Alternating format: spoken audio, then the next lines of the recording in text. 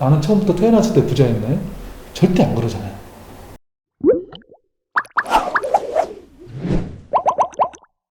기술에도 지금은 이제 아무래도 좀 가치가 있는데, 그러니까 뭐 용접 기술이 나쁘고 좋다가 아니라, 그러니까 어떤 기술이든 사장님의 성장성에 있어서 사장님 걸로 만드는 게 일단 첫 번째 목적이고, 두 번째는 사장님이 이 기술을 가지고 얼마만의 가치를 만들 수 있느냐가 문제거든요. 어떤 사람은 똑같은 그러면 기술력 갖고 있는 사람이 무조건 돈을 버느냐? 또 그거는 아니거든요. 그러니까 이 내 기술을 가지고 내 거화 만들어서 나만의 기술을 만드는 게 그렇죠. 만약에 뭐 김현진이 갖고 있는 기술이 있는데 누구나 다 CCTV 기술이 있는데 저한테 왜 시켜야 될 이유가 뭐냐가 확실해야 되거든요. 이 사람한테 일을 주어야 될 이유가 뭐냐. 그 부분을 가지고 있어야 돼요. 그러면은 분명히 나는 일을 하지 않아도 나를 찾게 되는 거죠. 결국에는 내가 일을 찾아가는 게 아니라 나는 가만히 있어도 일을 주게 되는 시스템을 만들어야 되는 거죠. 그러니까 실제로 기술을 가지고 있는 것만으로 물론 성장의 기본 원동력이 되는 건 맞아요. 하지만 그것과 전부를 또 기술 창업의 전부를 뜻하는 것은 아니거든요.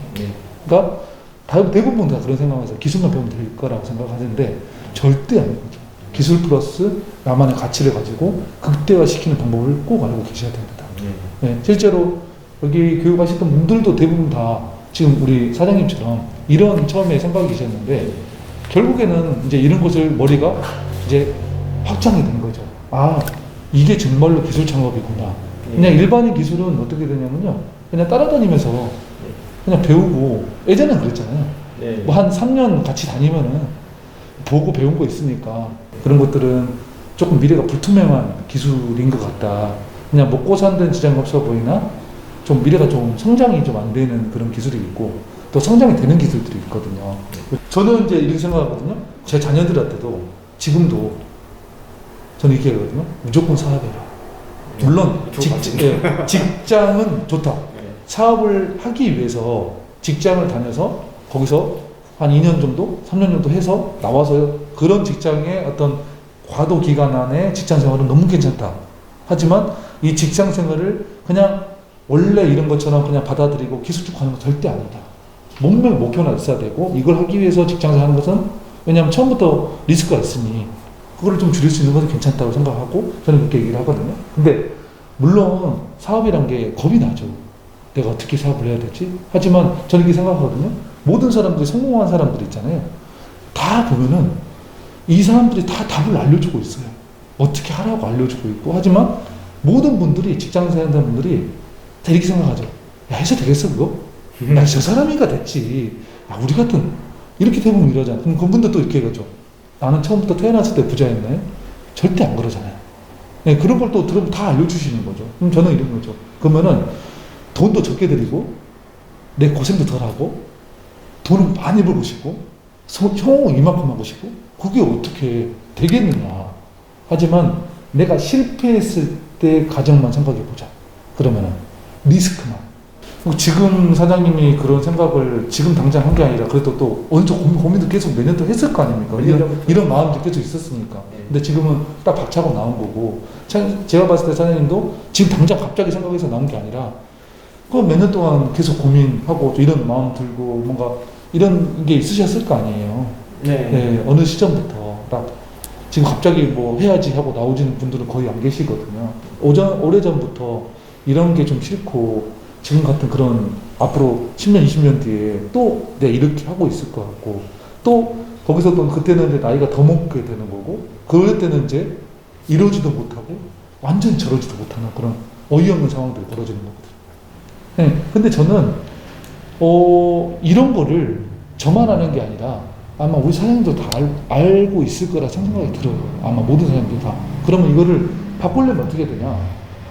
그러면은 내가 이 사업을 2년, 3년 했을 때 리스크가 어느 정도냐를 분명히 생각해 봐야 되고 초기 자본을 최소화시키고 수익은 극대화시킬 수 있는 것들을 해야 됩니다. 그게 바로 저는 항상 강조하지만 고수익, 고부가가치. 예를 들어서 내가 하루에 사장님이 한 10시간, 12시간 일을 해요.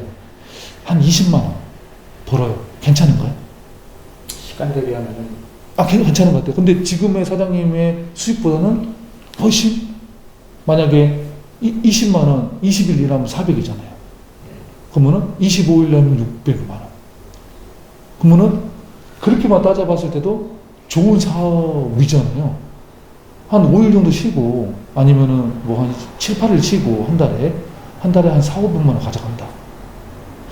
괜찮은 것 같거든요. 제가 들어봤을 때는. 괜찮은 것 같아요. 10시간 일을 해도. 직장생활 그러니까 아침에 출근해서 저녁 때 퇴근하는 일인데, 이게 직장으로 가면은 250, 300불 해야 되는데, 내 사업으로 오면은 400에서 500이 되는 거니까 괜찮은 거죠. 똑같은 일을 하는데 있어서는. 기술 창업이라는 도구 자체가 그런 일을 해야 된다. 아주 오랜 시간 일을 해서 15만원, 20만원 버는 것도 기술 창업 맞아요. 맞지만 적은 시간을 투자해서 많이 벌 수 있는 그런 기술 창업을 하는 게 맞고, 그런 시장에서 내가 가치가 있으면 좀 더 많은 돈을 벌 수가 있다. 그러니까 왜냐면은 이것도 만약에 한 달에 사장님이 한 700만 원 벌어요. 하루 종일 일해서.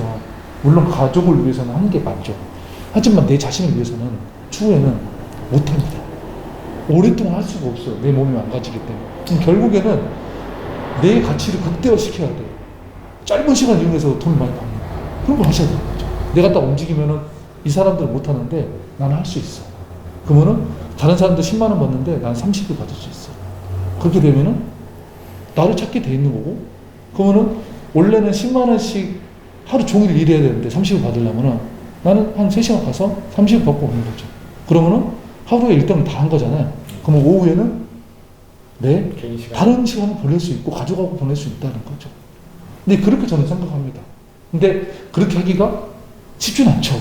그렇게 하지만 궁극적인 목표는 그렇게 만든 게 맞아요. 그게 맞죠. 예.